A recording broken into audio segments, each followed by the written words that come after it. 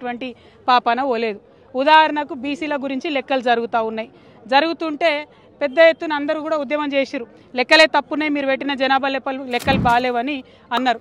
అంటే ఆ మాట పక్కకు పోగొట్టాలి అని చెప్పి ఆయన ఏం చేస్తాడు ముఖ్యమంత్రి గారు అంటే, మోడీ గారు బీసీయా కాదా అనే చర్చ మొదలుపెట్టిండు. ఆయన మోడీ గారి మీద మాట్లాడంగానే ఇటుపక్క బండి సంజయ్ గారు మరి రాహుల్ గాంధీ ఏ మతం అని ఈయన మొదలుపెట్టిండు. అంటే ఏంటంటే ఈయన ఆయనని తిడతాడు, ఆయన ఈయనని తిడతాడు, మధ్యలో మాత్రం వీళ్ళిద్దరు కలిసి ప్రజలను పట్టించుకునే పరిస్థితి లేదు. మాకెందుకు మోడీ గారు బీసీ అయితే ఏంది, కాకపోతే ఏంది, మాకెందుకు రాహుల్ గాంధీ గారు ఏ మతం అయితే ఏంది, ఏ కులం అయితే ఏంది, మేము అడిగేది ఒకటే, ప్రజల సమస్యలు పరిష్కరించండి. మీరు ఏదైతే జనాభా లెక్కలు చేసిరో అవి సరిగ్గా లెక్క పెట్టండి. ప్రజలకు ఏమైతే హక్కులు రావాలో అది సరిగ్గా ఇవ్వండి. మీరు బిల్లు పెట్టండి, కాంగ్రెస్ వాళ్ళు బీజేపీ వాళ్ళు దాన్ని పాస్ చేయండి. ఇది చేయకుండా ఈ మోడీ గారిది ఈ మతం అని ఒగాయన, ఈ కులం అని ఒగాయన, రాహుల్ గాంధీ గారిది ఆ కులం అని ఒగాయన, మాకెందుకండి? మీరు ఇద్దరు కలిసి ఆడుతున్నటువంటి నాటకం ఇది, డ్రామా ప్రజలకు అర్థమవుతా ఉన్నది. అందుకనే ఇవాళ ప్రతి ఒక్కరు బీఆర్ఎస్ పార్టీని, కేసీఆర్ గారిని గుర్తు చేసుకుంటున్నారు. మీరు చిత్తశుద్ధితోని ఏం చెప్తే అది ప్రజలకు ఇవ్వండి, అంతేగాని దాని వెనకాల ఒక కుట్ర పెట్టి దాన్ని రాజకీయంగా వాడుకొని ప్రజలు హక్కులు అడగంగానే అటు నుంచి బీజేపీ వాళ్ళు వచ్చి మాట్లాడాలి, మళ్ళీ వాళ్ళని తిట్టుకుంటే ఇటు నుంచి కాంగ్రెస్ వాళ్ళు మాట్లాడాలి. మధ్యలో ప్రజల్ని మీరు అగౌరవపరుస్తున్నారు, అవమానిస్తున్నారు.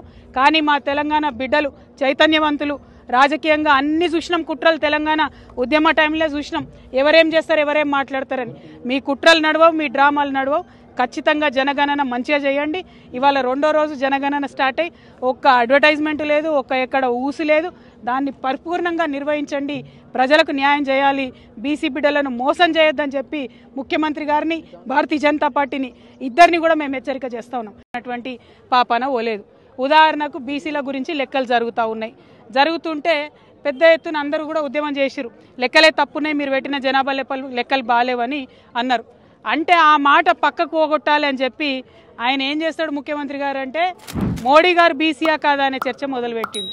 ఆయన మోడీ గారి మీద మాట్లాడంగానే ఇటుపక్క బండి సంజయ్ గారు మరి రాహుల్ గాంధీ ఏ మతం అని ఈయన మొదలుపెట్టిండు. అంటే ఏంటంటే ఈయన ఆయనని తిడతాడు, ఆయన ఈయనని తిడతాడు, మధ్యలో మాత్రం వీళ్ళిద్దరు కలిసి ప్రజలను పట్టించుకునే పరిస్థితి లేదు. మాకెందుకు మోడీ గారు బీసీ అయితే ఏంది, కాకపోతే ఏంది, మాకెందుకు రాహుల్ గాంధీ గారు ఏ మతం అయితే ఏంది, ఏ కులం అయితే ఏంది, మేము అడిగేది ఒకటే, ప్రజల సమస్యలు పరిష్కరించండి. మీరు ఏదైతే జనాభా లెక్కలు చేసిరో అవి సరిగ్గా లెక్క పెట్టండి. ప్రజలకు ఏమైతే హక్కులు రావాలో అది సరిగ్గా ఇవ్వండి. మీరు బిల్లు పెట్టండి, కాంగ్రెస్ వాళ్ళు బీజేపీ వాళ్ళు దాన్ని పాస్ చేయండి. ఇది చేయకుండా ఈ మోడీ గారిది ఈ మతం అని ఒగాయన, ఈ కులం అని ఒగాయన, రాహుల్ గాంధీ గారిది ఆ కులం అని ఒగాయన, మాకెందుకండి?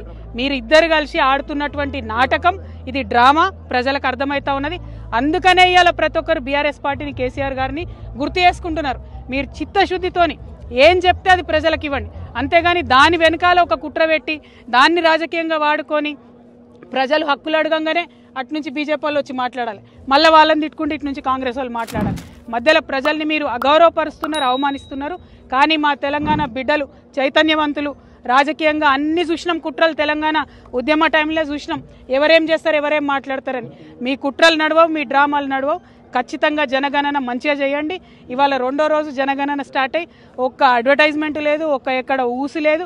దాన్ని పరిపూర్ణంగా నిర్వహించండి, ప్రజలకు న్యాయం చేయాలి, బీసీ బిడ్డలను మోసం చేయొద్దని చెప్పి ముఖ్యమంత్రి గారిని, భారతీయ జనతా పార్టీని ఇద్దరిని కూడా మేము హెచ్చరిక చేస్తూ ఉన్నాం.